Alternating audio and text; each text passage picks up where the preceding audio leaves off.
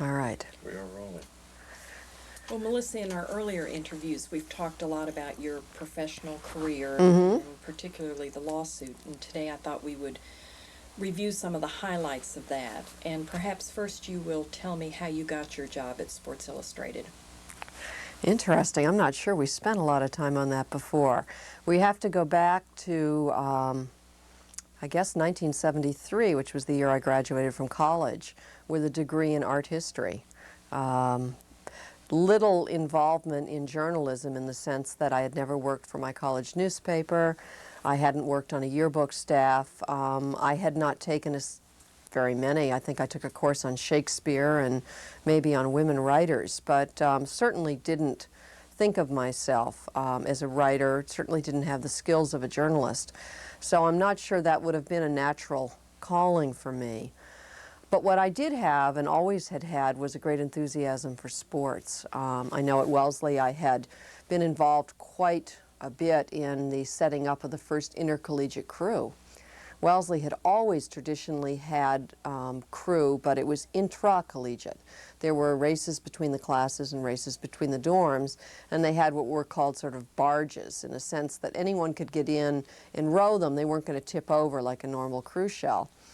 And I and about 3 or 4 other women in my class got very, very interested in crew as a sport. And by our junior year, we had started racing intercollegiately for the first time at that school. And so that was just sort of another way that I just found expression in my life was through sports. And I also knew a lot about sports because my parents, both of them, as it turns out, had sort of a great interest, not only in participating in sports and having us do it, but my father in particular took us to a lot of games at the University of Massachusetts where he taught. We sort of became roadies. We would follow the football team, at that time the Redmen, but later on to be known as the Minutemen when they got rid of the Indian chief connotation. But we would follow them to Holy Cross and to Harvard, and it was really exciting to be a 3rd and 4th grader and be going to these college games. So I learned sports very early. I learned what it took to get a first down in football, and I learned how to, some of the strategy involved in basketball. And so that became a very sort of intrinsic part of my life. So I'd have to say that perhaps the turning point was an opportunity I had one evening to have dinner at a friend's house, and Frank Gifford was there, who was at that time, of course, a former football player and starting his own broadcasting career with ABC Sports. And over the course of that dinner, I think I'd have to say that we got into a fairly lengthy discussion about the 1972 Olympics, which of course were held in Munich and had probably best remembered for the massacre that took place.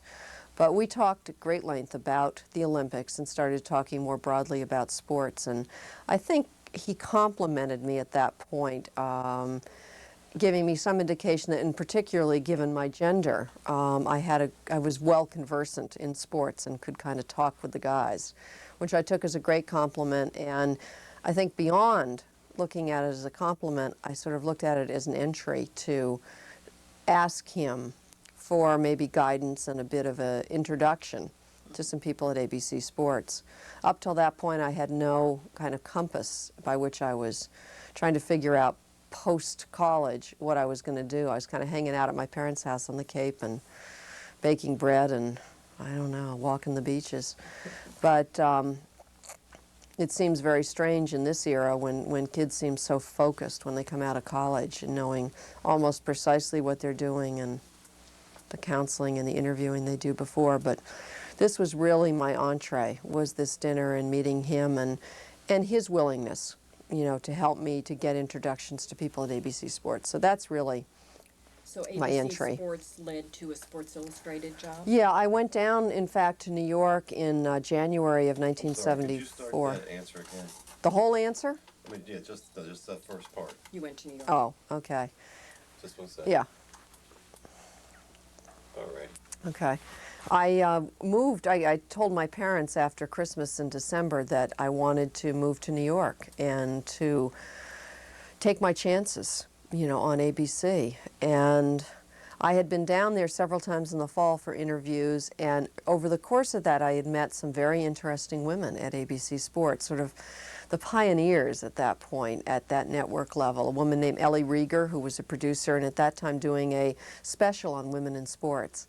And Donna DeVerona, who had been an Olympic swimming champion, who was the commentator for that series. And another woman named Barbara Roche, who would turn out to be my roommate in New York, and she was the production assistant on that. So with those contacts in mind, I decided that it was time to try this. And so I went down, and I won't go through all the details, but there really didn't seem to be a place for me there. But my education made it apparent that I wasn't really equipped to be a secretary, in the sense that it wasn't something it looked like I was going to be very happy with for very long. Although I did take a little course of my own in stenography to teach myself those skills, because I wanted the foot in the door and I thought that was the traditional way of getting it. But that idea was nixed. I didn't seem to have the skills that were necessary to get hired as a production assistant, so I ended up working as what they call a gopher, which was really a paid a very small amount each day to simply be around as sort of an errand person, doing whatever had to be done for whomever needed it. At ABC Sports. At ABC Sports. And it was enough for a while to kind of get by on. But I also then took a job as a secretary at Harper's Bazaar. Perhaps the most if a job can be an oxymoron, that was it. I mean, if fashion obviously wasn't an interest of mine, and being a secretary clearly wasn't a career objective of mine. So although it paid the rent, it made me grossly unhappy. And that was the time at which I decided ABC wasn't going to be a position for me. And so I began to think about what might be, and made the application to Sports Illustrated through some contacts I'd made in the sports world, and promptly was rejected. And I don't know why, but I didn't feel that I should have been rejected. So I kept writing letters to the chief of research saying, I'm still here, I'm still doing this work, I'm still around. And about 3 months later, I remember coming back from an all-day, all-night editing session that we'd done on a tennis coverage the day before, and we had to do the splicing or the editing and the audio layover, and I came home exhausted. It was a Sunday and the phone rang, and it was the chief of researchers from Sports Illustrated, and they just lost a researcher who had left to take a job at World Tennis magazine. And he asked me if I would come in and do an interview. And so I did, and I got hired that time around, so the second try worked. How were women received in this very traditional male field at the time? Well, at Sports Illustrated, there was a fairly clear hierarchy at the time. There were a lot of women there, but it was very clear that the women were primarily, I say primarily because there were some exceptions to that, primarily the researching staff. That traditionally had meant at that magazine that they were really, quote-unquote, the fact-checkers for the magazine. They weren't in that role necessarily expected to go out and do a lot of reporting. So they were more a presence inside the building than they were outside. Now, there were several women who were beginning to climb up the ranks out of that, researching position. Sarah Pileggi had just moved from being a researcher to becoming a writer on her own. Pat Ryan, who was, I think, had been a writer at the magazine before this, had just been made a senior editor, which was, I think, one of the real beacons there of change, that was happening. And so there was a beginning to be a kind of movement out of it, but did you not have quite. any vision for your career at this time? If someone had said to you, Melissa, you can do anything you'd like to do, did you think beyond being a researcher? No, I loved it. I mean, I was in sort of pig's heaven. It was sort of a dream job at the time.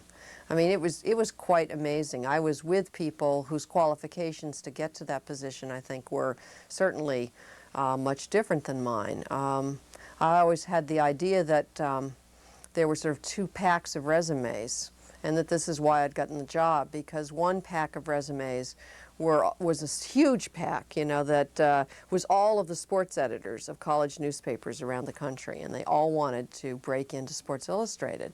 And so they all went in one pile. And then resumes that you kind of looked at and wondered, how did this ever get to my desk? You know, art history major, you know, no real experience in journalism. That was in a much smaller pile. And so I always had the notion that when this woman left and he needed to fill the position right away, it was easier for him to go to the smaller pile than it was to go to the bigger pile. So I was quite impressed by the people around me. They obviously had a wealth of experience in journalism, which I still had to learn, and in, you know, in sports. They were just miles ahead of me. So no, I thought this was going to take me probably a lifetime to catch up and sort of learn how to do it. But indeed it didn't. And about 2 years later I was itching to do more. More than the research. Yeah. How did you feel about your ability to do your work I was before the lawsuit? I was pretty confident about it. I mean, one of the assignments they gave me in the beginning, which was wonderful, was to work with a man named Bill Leggett. And Bill was the columnist at that point on a TV radio column. And they assumed that because I came from the world of sports, ABC, that that I obviously knew much about the business of TV sports, and radio was, of course, I think probably a lot less covered than TV. So I was immediately assigned as his researcher, and that was terrific because I had a certain confidence about that industry. I had been out, knew some people in it, and Bill was just a wonderful man to work with, and eager to have someone who was really going to work with him as more than a researcher, was going to go out with him on assignments and be responsible for gathering reporting.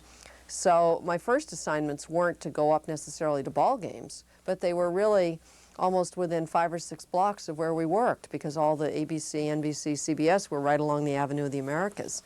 So it perhaps was a lot less daunting than it might have been if I'd just been thrown into sort of the routine of going out and doing interviews with athletes and the rest. So I learned how to do interviews, I learned how to write up notes, I learned how to do the sort of basics of reporting, you know, outside of sort of the pressure of the arena of a game. Or So by the time you started covering baseball and going to the ballpark, you knew what you should be doing and how to do it? yeah, well, they in a sense broke you in. I identified myself pretty early on that if there was one sport I wanted to cover, it was baseball. That was the one I loved and probably still do the most. So I sort of volunteered, which I thought was the way to do it, is in terms of the route into becoming sort of the junior baseball reporter, was to do the books, the week in review books. At that time we had a week in review section in which each of the leagues was reported on in terms of everything that happened.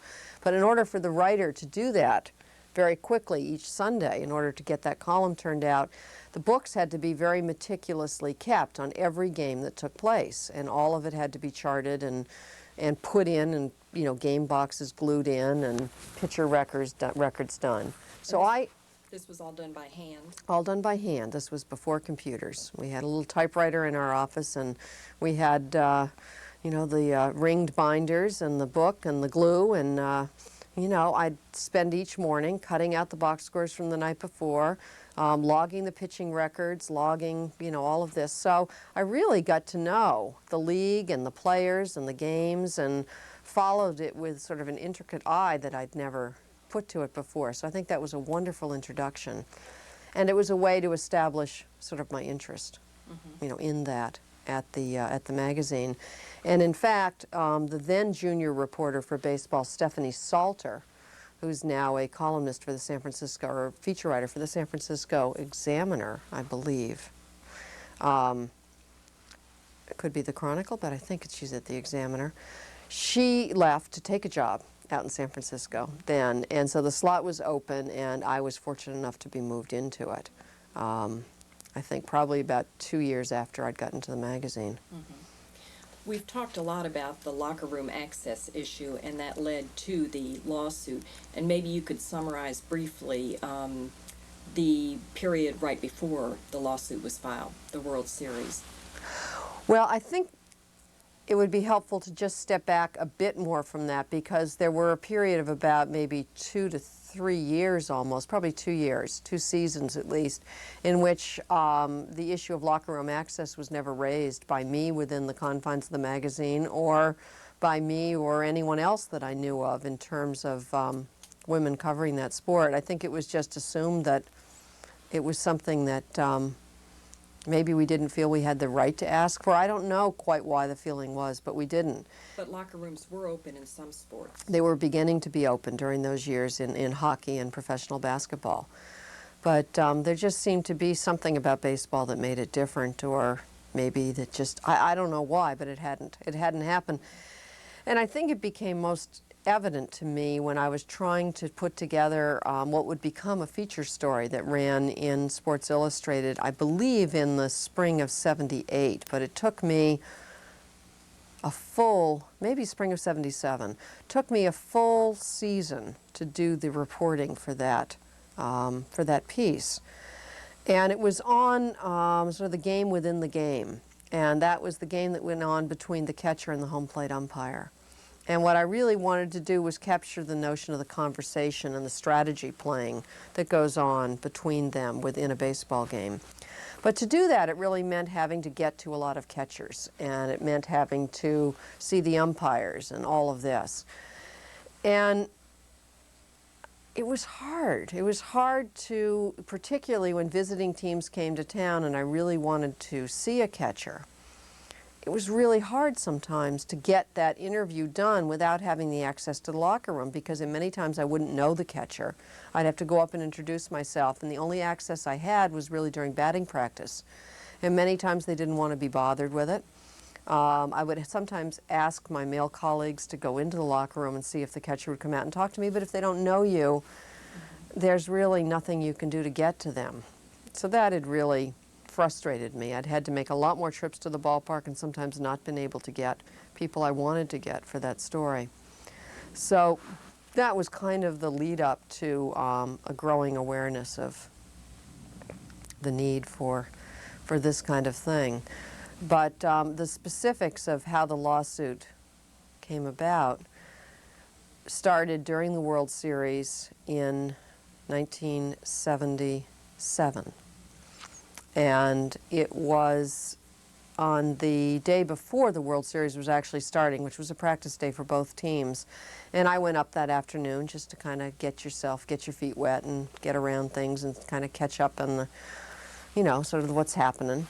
And as I walked into the stadium, with really no intention of raising the issue, I happened to be going through the tunnels under Yankee Stadium, and just as I went by the LA Dodgers locker room, Tommy Lasorda, who was the new manager of the team that year, walked out, accompanied by another player. It turned out to be Tommy John, and they were walking out through the locker room, and then they'd walk out through the tunnel and come up through the dugout to go out to the field. As I think back on that, it's quite serendipitous that we kind of just all three met in that tunnel area, and the conversation just came up out of just saying hello. I had met Tommy Lasorda the year before when I'd been working with Roger Kahn doing some interviews for him for a book he was working on. And he had interviewed Walt Alston, who had been the Dodgers manager for years, and Tommy Lasorda, and I'd gone along on those. So there was a bit of familiarity. And so I simply asked as a matter of curiosity, what Tommy Lasorda would think about giving me access to the locker rooms, if I felt during the series that I really needed to see some players. And he kind of begged off on it and immediately introduced me to Tommy John, who again, serendipitously, was the player rep for that team. And player rep means that each team selects a representative that's going to be involved in negotiations that take place between the players, the Major League Players Association, and baseball ownership. So they're sort of the conduit for a lot of issues that get raised and end up, being the spokesperson for that team.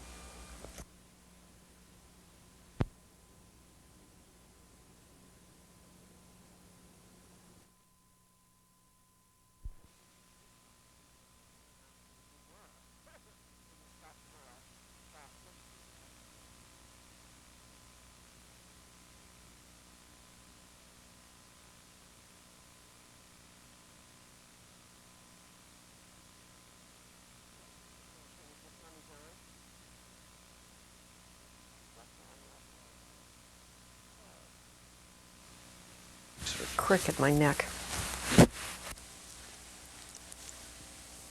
All right. Okay.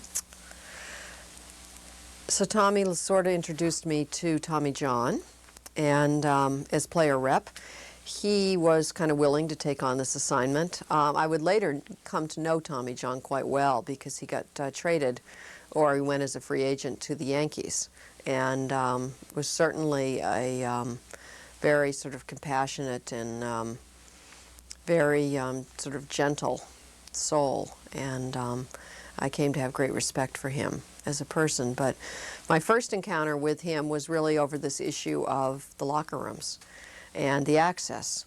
And he said, I can't make the decision on it. He said, no one, at our team makes that decision by themselves.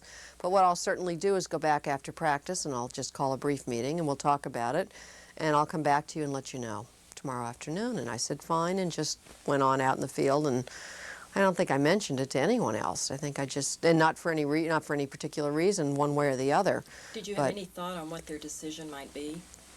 I guess I tended to think that it would probably be no more than I did yes, but I didn't give it a lot of thought after the conversation with Tommy.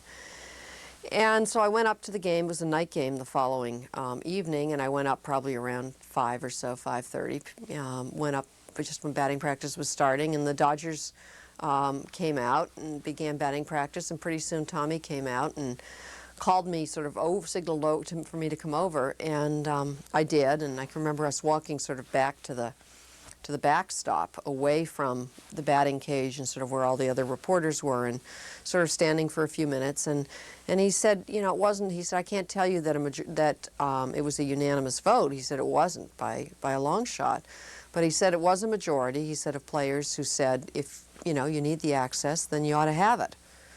And I said, well, that's great. That's wonderful. He said, well, we do things by majority, so if you need the access, as far as the players are concerned, you have it. He said, the one thing that I would ask you to do, he said, because obviously this is a decision the players have made and it could affect, how things are done in the locker room, that you mention this to Steve Brenner, who is our press relations person, and just let him know that if you need it, that the vote's been taken, and et cetera. So I did. I went and found Steve and mentioned it to him, and Steve was surprised. I can't say delighted, but surprised, and didn't really make any comment directly to me as in saying, well, you can't do it just because they said so. But, clearly it had sparked his interest at that point. So I think, it was just about game time, and I was sitting in what's known as the auxiliary press box. They always have overflow at the World Series, so they set up sort of places for the press to sit in the regular stands, and they make tables in front of the chairs and stuff. And so I was sitting down there, and there's a loudspeaker system that comes from the press box down into that section so that you can get the scoring and that kind of thing. And about the fourth inning or so, the loudspeaker requested that I come up to the main press box. And did you have any idea? Well, I mean, there could have been, my mother could have been calling me, which I didn't think was very likely. But most likely it was going to be something on the locker room. So I went up, and I was greeted, I guess, by Steve at the door. And then he took me over to Bob Weirs, who was at that time the assistant to the commissioner. He was with the commissioner's office, I think, in charge of sort of press relations. And Bob Weirs was the one who sort of escorted me again over to the side of the press box and informed me that the commissioner had made a ruling, and the ruling was that despite the vote of the players of the Dodgers, I would have no access to either locker room. So this had been brought to the commissioner's attention I think it had worked its way up the chain. quickly. Yes, and the commissioner I don't think was at the game. It wasn't an opening game. I don't think he was there, but clearly he had been in contact or contacted by them. So that was essentially it, and when I asked for the reasons, there are two that remain most starkly in my mind, and those two had to do, one with the wives of the players. Bob indicated to me that this was not something that was practical at this point because the wives of the players hadn't been asked for their views on it. And I think I replied something to the extent that I was wondering when it was that the last time baseball had run some of its policies by the wives of the players, and to which I think I had no answer. And then the second point was that the children of the ball players would be ridiculed by their classmates if this was allowed to happen, and it was obviously baseball's job to be sure that that didn't happen. So those were the two sort of overriding concerns, it seemed. In spite of what the players had voted. In spite of what the players had voted.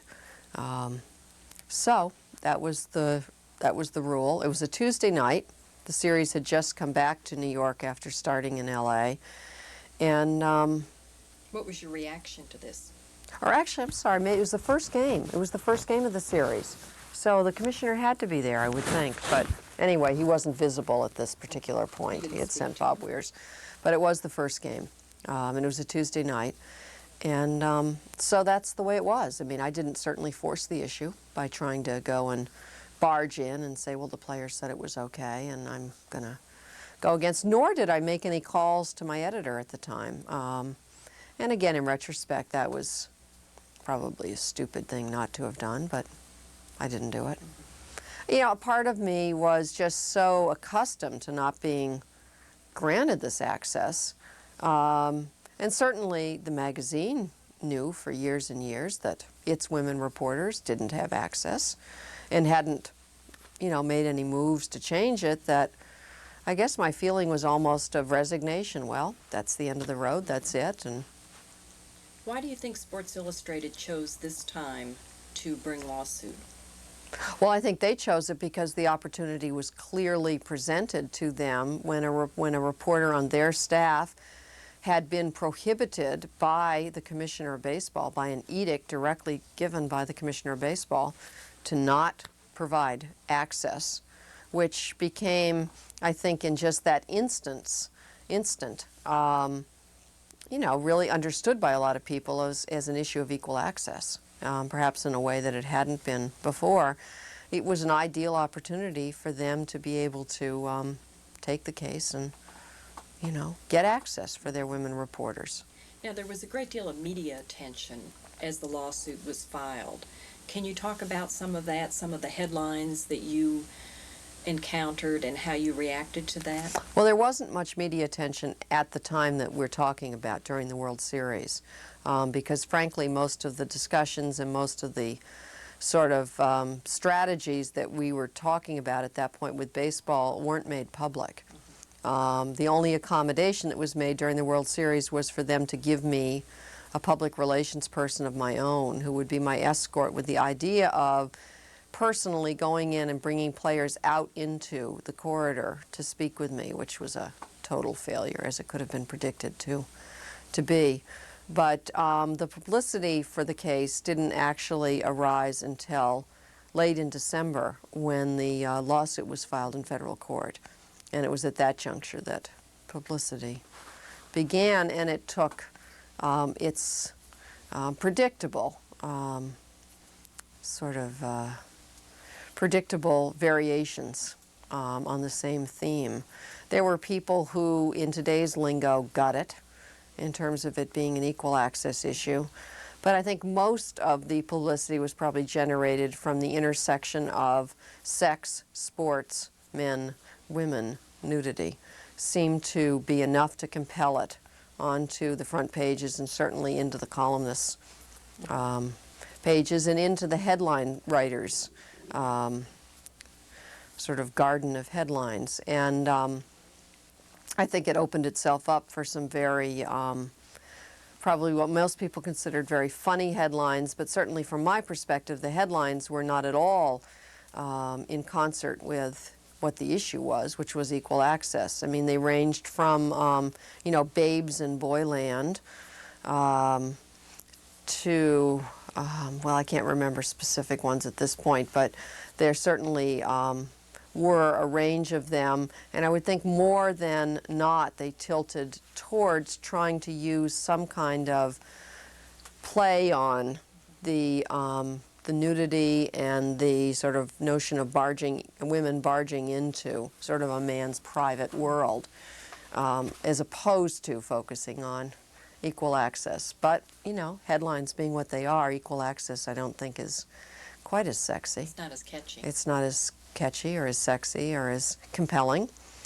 So, Were you familiar with any other lawsuits that women were bringing or had brought around this time? certainly not as familiar as I became with my own, but I think that I was certainly very aware that women were using the law at that point and the court system at that point to fight various aspects of discrimination, and certainly other journalists and other journalistic entities were being hit at similar times with lawsuits filed by women about sort of the internal workings of those places. Certainly the New York Times had its own battle, which Nan Robertson has certainly written us a lot about.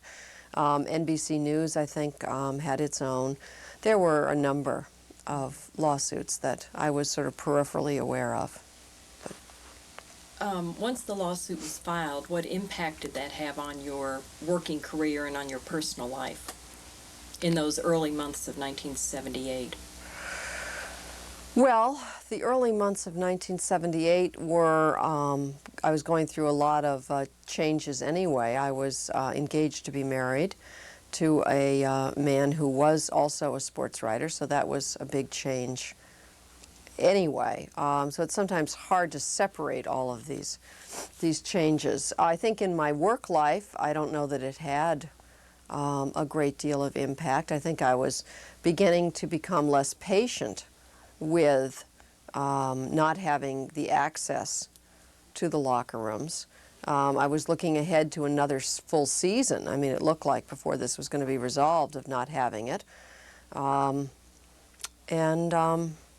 at the same time, I was beginning to cover professional basketball during the winters and finding that the access was already there by edict of the commissioner, Larry O'Brien, who had decided instead of fighting it, he'd join it and say, yes, this is something that I want our clubs to be doing. I want our clubs to find ways to provide equal access to women who are covering our sport.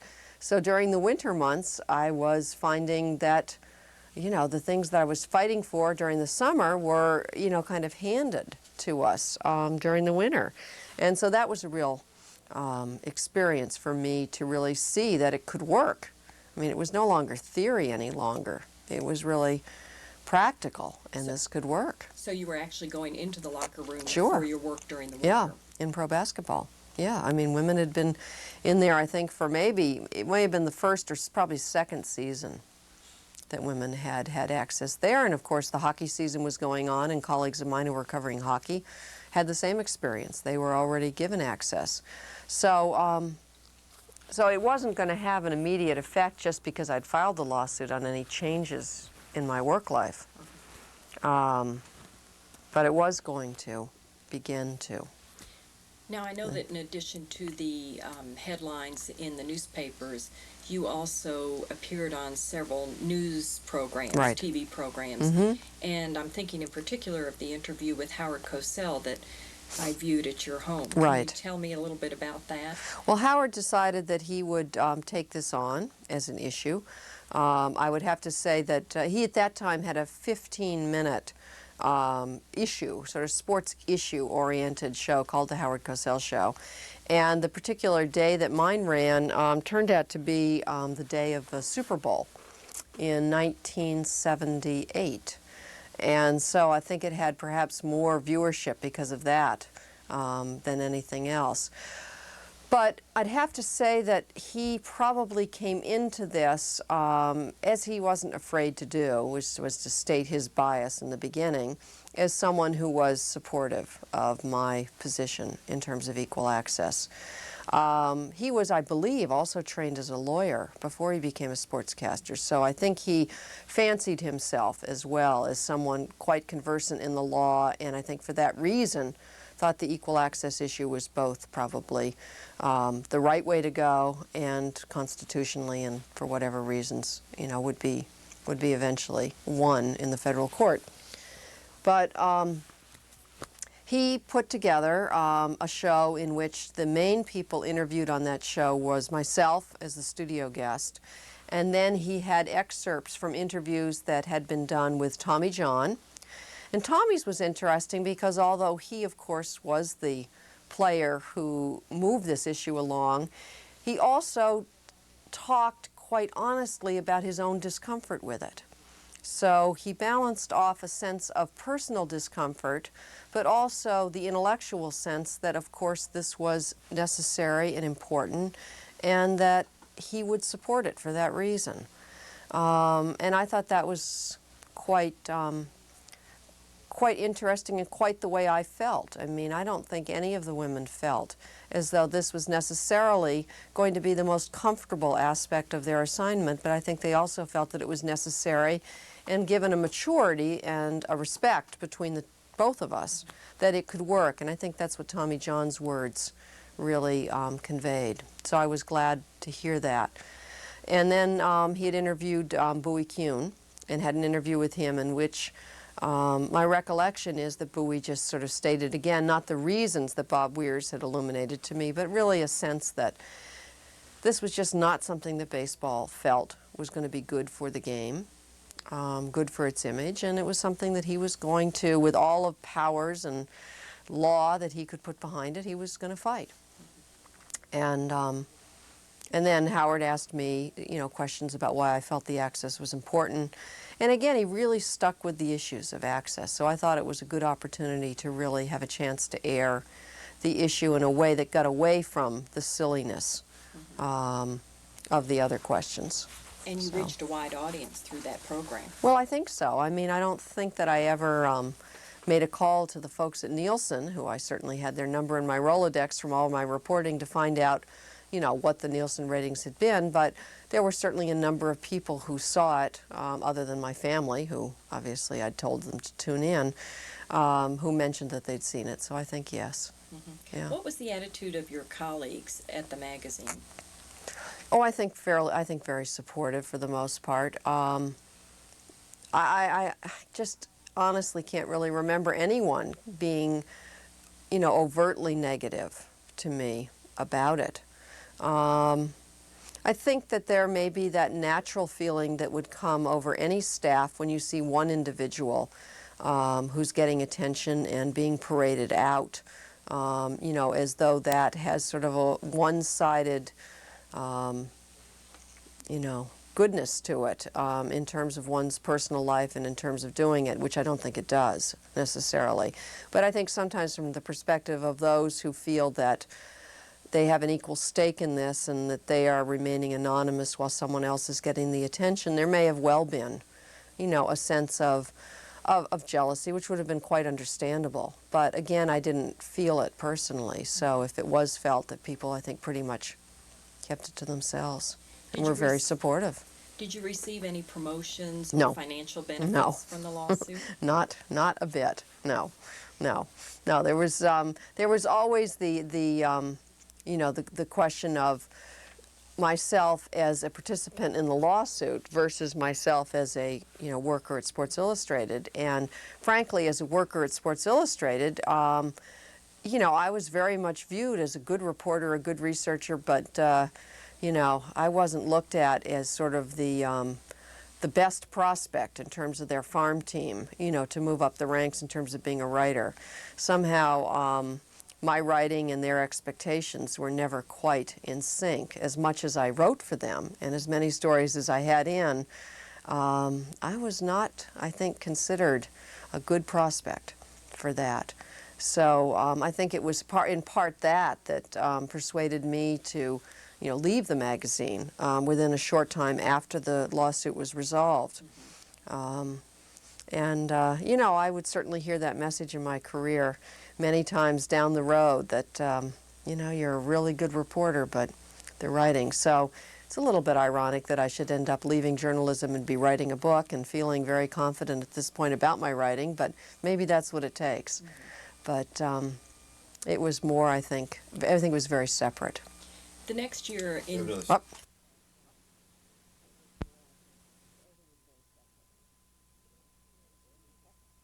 And I said, only if you have a massage. And she turns to me and she says, I am a massager. She said, do you want my card? And I said, sure, I'll take your card. So I've taken her card, and I think maybe it won't be for the walk, but I think when I get home I might. Get her to Yeah. But isn't that weird? You get to the movie theater and the popcorn lady is a hand masseuse? you a card. Oh, my bad writing. That's where we were. Okay. We are rolling, just 1 second. Alrighty. Okay. The lawsuit was resolved before the next World Series started. Just on the moment that the World Series, or the playoffs, my memory isn't perhaps as sharp as it should be, all those many years ago. It was either during the final games of the playoffs leading to the World Series, or it was just on the beginning, at the beginning of the World Series. Let's say on the cusp of the playoffs World Series. And you were still covering baseball. I was still covering baseball. Did you receive much attention when you first went into the locker room? You know what? It was actually, I think, right before the playoffs. And I'll tell you why I remember this now, because the Yankees were once again going to be in the World Series. They had once again won at least they were winning the Eastern Division. And it had to be before, because the night that the lawsuit was finally resolved, having gone through the federal court and then directly into the Court of Appeals, which met, I think, the next morning to hear it, and then decided that they would uphold Judge Constant Baker Motley's decision in our favor. That night, the media, of course, was about to descend on the Yankees locker room. And I made a decision that day not to attend that game, because I didn't want to be in what I perceived as going to be a circus of women who had no intention to, I don't want to say right at all, but no place in that locker room other than to do a story on themselves being in the locker room. And I knew most of them would be from local television. And I just felt I didn't want to be in that environment. I took it more seriously than that. And I didn't feel like I wanted to be included amongst this group who were there just because a judge said it could be open. I wanted to be there when I actually had a job to do. That was part of my job. And there was no particular reason for me to be at that game that night, so I didn't go. So I watched it on TV. So it was after that that you first went into It was baseball. after that that I first went in, and so by then, you know, the media circus or the cameras who were there for that story were not around, and so I was never interviewed in a locker room, which was really fine with me. In fact, I would not have wanted to be, because I felt that wasn't the place to talk about it. I was there to do my job. One thing that you told me earlier that I think is important that a lot of people don't realize is that the players spend a lot of time in the locker room, and it's not just after the game that you wanted access. It wasn't just the moments of Right. champagne popping, but it's a good deal of time when they're not out on the field. Well, in fact, your beat baseball writers, the ones who cover baseball teams day after day, where they get their stories, where they do their interviews, and where they get most of their information is before the game takes place. It is the time between when a team takes the field to do batting practice, and then about usually an hour or so. Well, if you're the visiting team, you take batting practice first, so the time would be longer between when you finish batting practice and when the game begins. If you're the home team, you take batting practice second. And so the locker room would be open before the team goes out to batting practice, and then after the team comes back from batting practice. I think that it may be open for a little time, although it may just be before they go out. But anyway, you have a long stretch of time where the players are dressed, they are relaxed, they are usually signing baseballs or kind of just hanging around. And that's the time in which most of the interviews for feature stories, for columnists, for follow-ups on news that may have happened between the game last night and another game, and the game this afternoon. The interviews after the game really are very rushed and very much pointed to just things that incidentally happened during that game and are really designed for the beat writers who have to file immediately in terms of a game story. So it is true that most of the sort of more solid reporting, more of the time that you get to just spend with players in a much more relaxed way, is before the game while, as I say, they're fully clothed. And that was also, off limits to us in terms of not having our access to the locker rooms. But you have to remember, this is a sport that 5 or 6 years, even 4 years in some cases, before I started being a sports writer in '74, even press boxes in baseball were off limits to women. So it wasn't an issue of nudity. It wasn't an issue of, players being invaded, their privacy being invaded.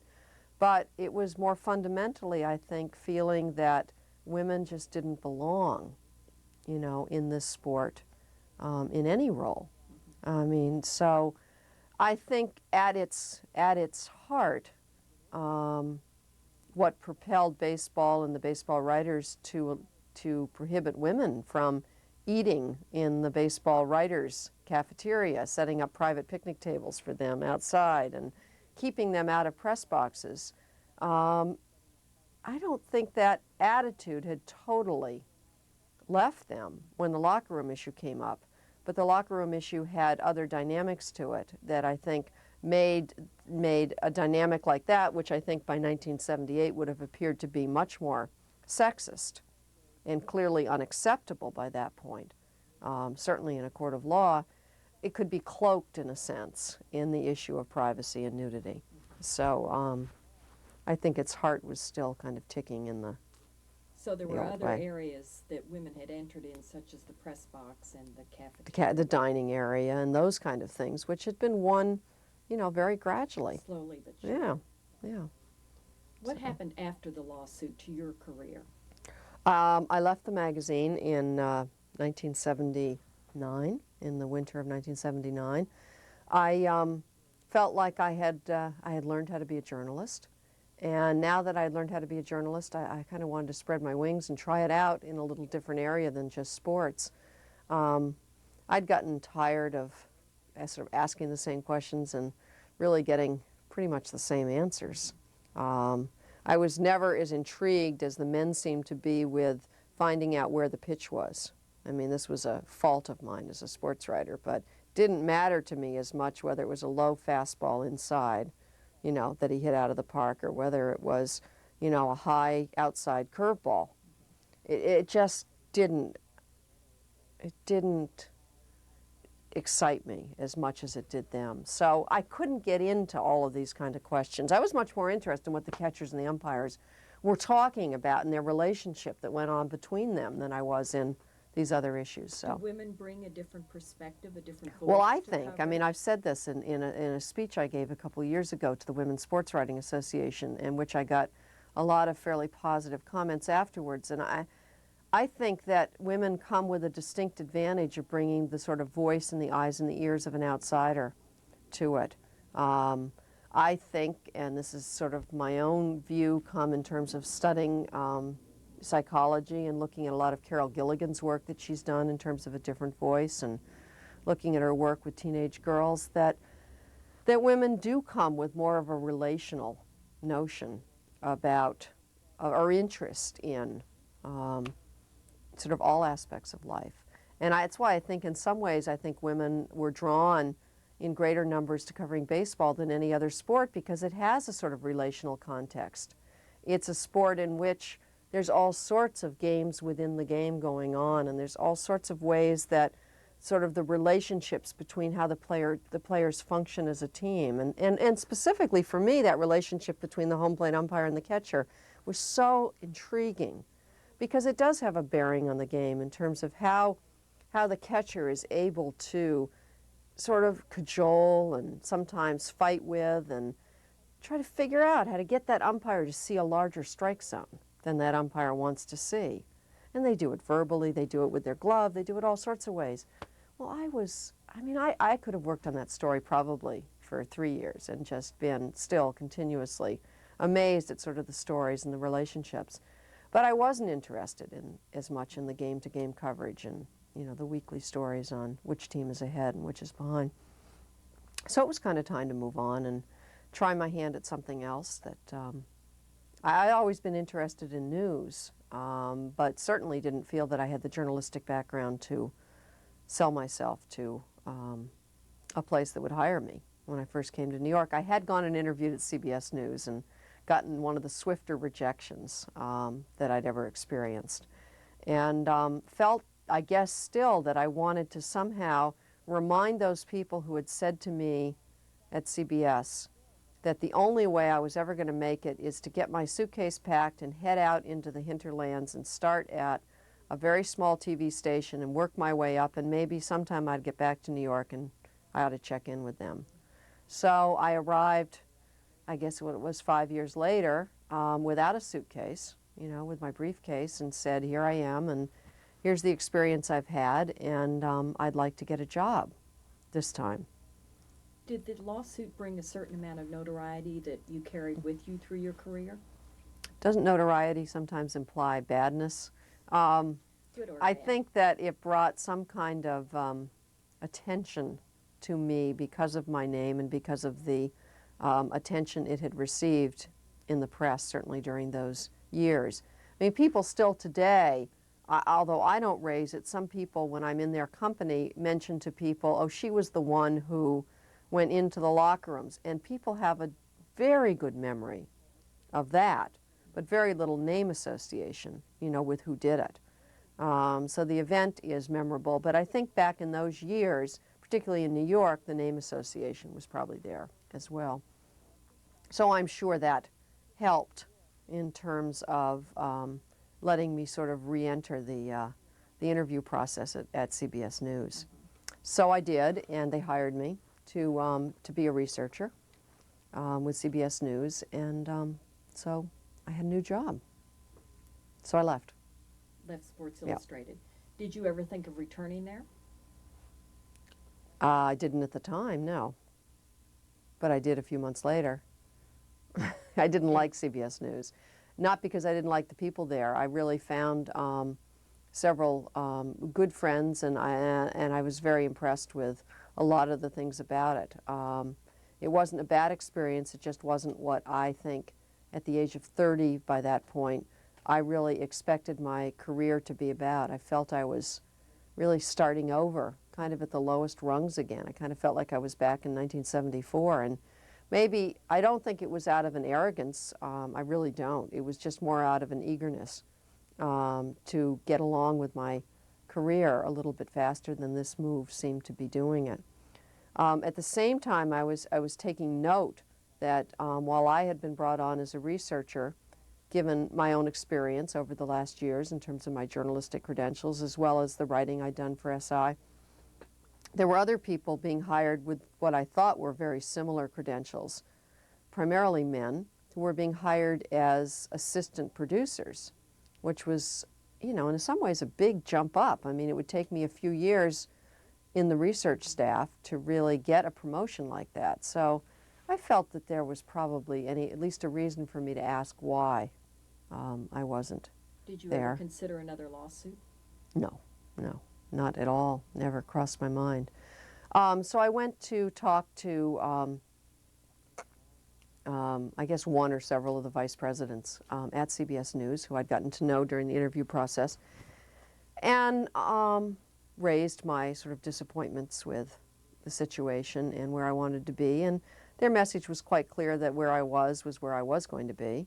And so I made a decision at that point. I'd stayed in contact, obviously, with my colleagues at Sports Illustrated. I made a couple of calls and found out that indeed I'd be welcomed at that time, you know, back there. So I thought, well, maybe I ought to rethink this. Maybe I ought to go back to a place that's familiar, where I'm kind of on a roll, I know what I'm doing, and, you know, kind of get out while the getting out is good. So I did. I left after, I think, being at CBS News only several months, and went to return to SI. And how did that work out? I didn't return to SI, even though I'd planned to. I went back. I had planned to go back, and in fact left my job at CBS with sort of a timetable of when I would return. And I had a meeting scheduled with several people at the magazine on a Saturday. They worked weekends, Saturday, Sunday. So I went in on a Saturday morning, and coincidentally that week, an article by Roger Angell, who was a writer for The New Yorker, passionate about baseball, and sort of an institution in terms of his writing on baseball at The New Yorker, had decided that he would do as his subject for that spring women in terms of the lawsuit in baseball. So he had written a story for which I had done an interview with him at the end of the baseball season the year before, maybe in November, maybe early December. But even at a time when I had not made the decision to leave the magazine and in fact hadn't been hired at CBS. And I had said things that as I often do in interviews, I said things that I believed. And I think there seemed to be some indication, to put it mildly, at the meeting I had that Saturday at Sports Illustrated, that what I believed was not necessarily what they believed about the magazine's intent with the lawsuit, or in fact its own inner workings.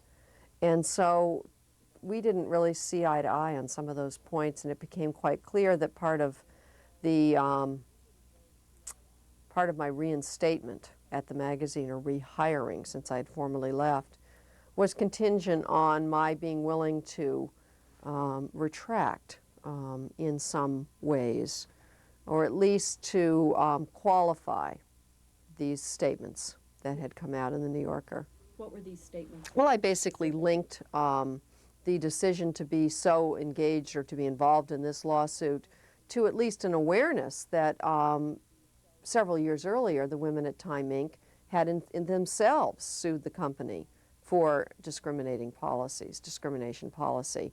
And that I felt in a way it was a very public way for the company itself to display its change in its policies. So I think they didn't like the fact that I was linking the two, and in fact, there may never have been a discussion that took place at that company about any direct linkage between this. It may have been completely separated. But from where I was sitting in the midst of the lawsuit, as the woman who was representing and symbolizing the company's policies, I felt that it was important for people to recognize that internally within that company, you know, their own women had been noting that there were discriminatory policies that had been enough to take it to a court of law. So it was just my sense of how to connect those events. And secondly, I had said that despite the actual filing of the lawsuit, that I think I used the word the basic workings or the inner workings of the magazine still hadn't changed, which I was quite comfortable with as a statement, because although perhaps I was overly eager for there to be indications of change, i.e. promotions, i.e. using women more as reporters than as researchers, I hadn't seen any real direct evidence, you know, that was starting in any wholesale fashion. Now, I have to say that when I look back at the magazine over the last several decades, there have been extraordinary changes that have happened in terms of promoting women, in terms of, you know, really making equal the tasks of the women and the men at that magazine. And I've been enormously impressed. But at that time, I think it was my youthful eagerness of wanting to see change happen more quickly. But led me to those. So I didn't feel comfortable in a position where I was going to be, you know, asked to really, in a sense, qualify my words, because I felt they were how I felt, and they'd been identified as being how I felt. And so I didn't, and so I didn't go back. Well, your lawsuit certainly has been a landmark in the field in terms of women and sports reporting, Right. especially in baseball. Have you seen any setbacks in recent years? Well, the only time they kind of wheeled me out of my old age home at this point was to comment again on locker rooms, was during the incident that happened with Lisa Olson, who was a reporter for the Boston Herald, which happened actually in a football locker room. Football was even later than baseball to accommodate itself to this change, and it did. But then there was an incident at the New England Patriots in which a woman reporter named Lisa Olson charged several players with sexual harassment in the locker room in the course of her doing her job. And they wheeled me out, And I was on several, late night talk shows, Tom Snyder and others. And I was on, I think Charlie Rose did a segment. I don't think he had his show as he has it now, but I think he was the host on a show, Personalities or something like that. They came and did something, and I did some local talk shows around the Boston area. And in fact, I wrote 2 op-ed pieces, one for the Boston Herald and one for the LA Times Syndicate, on this case, trying to, again, bring this back to the equal access foundations that it ought to be on, even in the midst of a sexual harassment case that had been brought. So that's really been the only time. Other than that, the books get dusty and... But on the other hand, you've seen Let me progress. change tape again. Oh!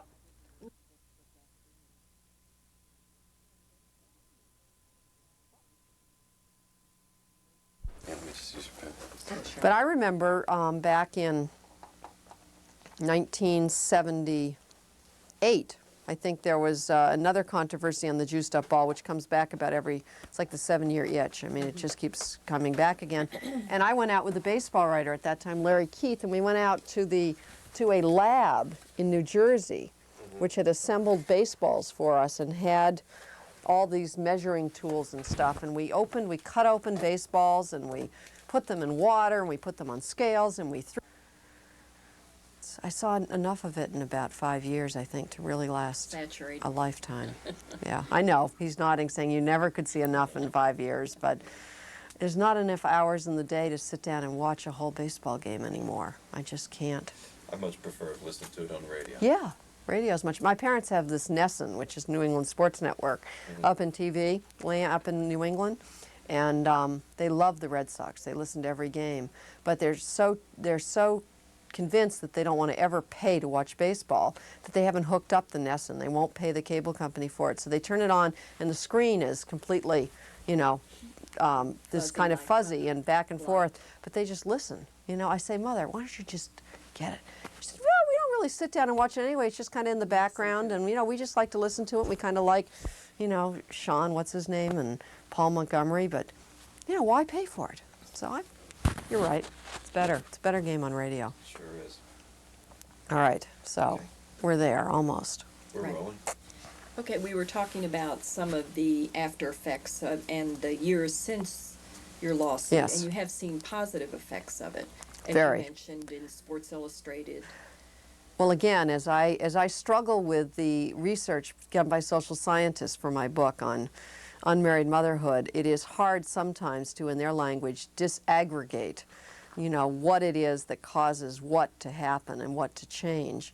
I don't look at myself as a force in that. I look at the lawsuit as certainly a public demonstration that women were in fact there and that they were there to stay. And I think when I see things like the Women's Sports Association, which didn't exist in my time, and I'm asked to go and talk to them, and I look out into an audience in a hotel room of tables where there are probably, 400 or 500 guests, and I'm told the association itself has over 500 members. I think there's a lot of factors, a lot of things that have brought that about. But I think the lawsuit, one of the things the lawsuit showed me is the number of younger women at that time, college-aged women who were covering sports for their college papers who really wanted to get into it, who would write me letters, and sort of ask about getting into it. So for each one of those who wrote me a letter, there were probably maybe 500 or 600 who weren't writing me the letter, but were also interested because of thinking that it was now possible to do. But there were lots of other women who were good examples and good role models and stayed with sports writing a lot longer than I did. I feel sometimes as though, personally, I kind of bailed out on it, whereas there are others who have really devoted a career to, just staying with it, staying with the battles and really showing younger people that to be a role model in something, the perseverance that it takes and the hard work and the time that it takes. So I don't consider myself perhaps, the best role model in that way, but, I think the lawsuit itself, will have a place that, you know, young women from that generation will look to, and then they themselves will become role models for the next. So Well, your that's career has taken different turns, and Thankfully. you have not returned to sports writing. I did briefly. During a career transition that I made at Time Magazine. I was hired there after my bad run at CBS, and I got a job as a researcher at Time, and was happy to have it. And then I had the opportunity, through again circumstance and perhaps a little skill on my part, to sort of have a test run as a correspondent, which is kind of a jump up. And I did well enough in that test run that when they were looking for a person to work for the Time News Service, which the correspondents did, in coverage of the Olympics in 1984, a subject I'd never covered. I'd never been an amateur sports reporter. So this was very new to me. And so they offered me the opportunity to be promoted to being a correspondent, to move to Los Angeles, and to cover the Olympics. I thought being a correspondent was a great opportunity as a career advancement and something I really was interested in. B, I had by that time gotten divorced, and New York didn't seem the place I really wanted to stay. I was ready for a change. And so LA seemed terrific. And although I had really not wanted to go back to being a sports writer, the Olympics to me offered a once-in-a-lifetime opportunity to cover an event that I'd never done before, so it seemed a new and sort of promising challenge, and it was the linchpin in terms of whether I'd, you know, have the other two take place. So without much reluctance, I decided that I would put on my sports writing hat again and jump into it. But since the Olympics, I have not covered sports. And your many different experiences have now led you to write a book, as you mentioned. Yeah, I seem to have sort of 5-year intervals of career packages. And after I did the Olympics, I stayed in LA another year, long enough to discover my next passion.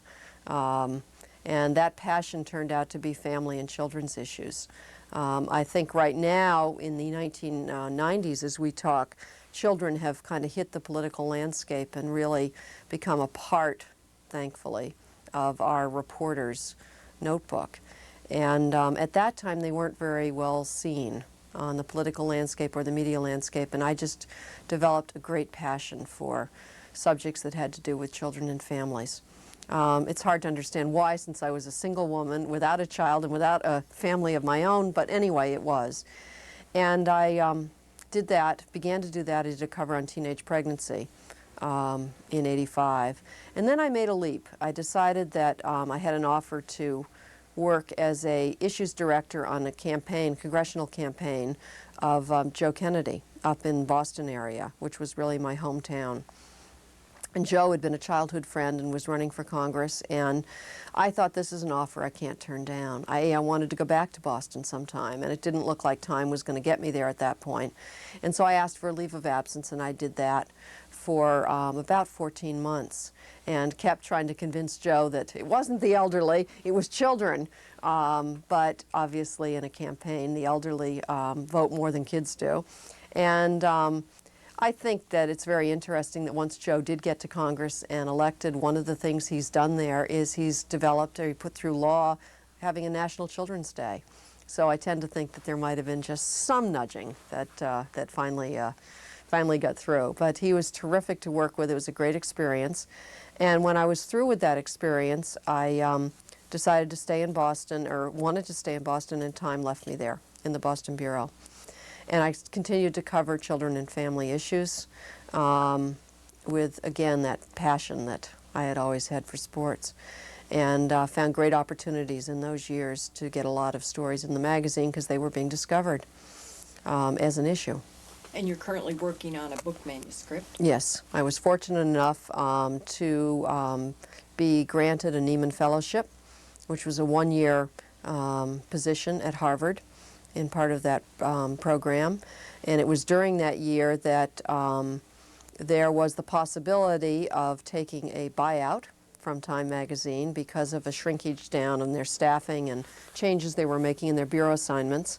And so I decided to take another chance, and that chance was to, when I completed my Neiman, to use the funding that I would get from my buyout at Time and the tiny advance, or the small advance that I would get on this book, and do a book. And before I just mention the subject, I will say that again, circumstance seemed to be smiling on me, because the day that the Neiman ended was the day that Dan Quayle gave his very famous speech, or notorious speech, on Murphy Brown. And so suddenly the magazines were full of single mothers, unmarried motherhood, Murphy Brown, family values, which was part of that campaign. And within 2 weeks I had written a book proposal on a book on unmarried motherhood, and put together a whole compilation of every media thing that had been written on it, and it looked like this incredibly dense subject to the publishers, and within a week I had a book contract. So again, I've been very lucky, very fortunate that things have worked out that way. So my book is on unmarried motherhood, and it's looking at it from teenagers to Murphy Brown. And I'm assuming it's a topic that's not going away anytime soon. And what's next, I have no idea. That was my next question. What's next? I don't know. Well, thank you, Melissa, very much for going over your career so briefly with us, because it's had several very interesting highlights. And although you're well known for the lawsuit, I think you'll be well known for your book too. So we look forward to it. Well, I hope so. It's a... Anytime. Okay. Can you tell us about Yeah, this photograph? I think the photograph, if memory serves me right, it's definitely Fenway Park. There's no question about that. That's been the park of my childhood. It was the park of my mother's childhood, from which she still has scrapbooks that she kept of every Red Sox game that she scored during the war years.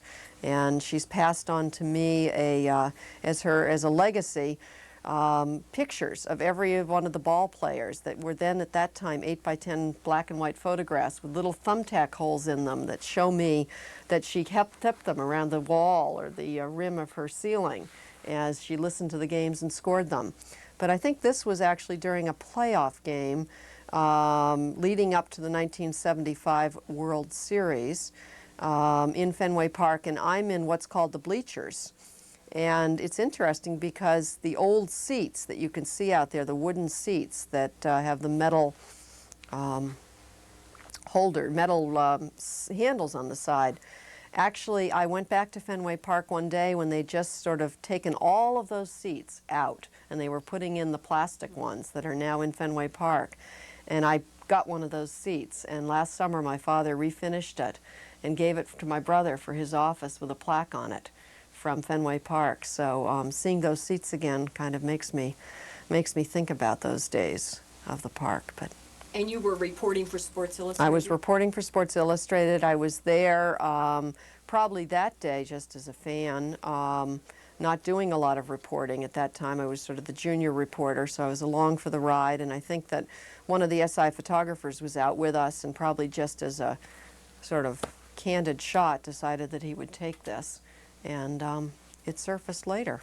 It surfaced with the loss, or the attention. It seemed media to be attention. one that the SI people could find in their files. The other one would have been of me riding a unicycle, which was used as a publisher's letter one time. And I don't think the unicycle was probably as applicable to the lawsuit as the Fenway Park. Okay, good. Thank you.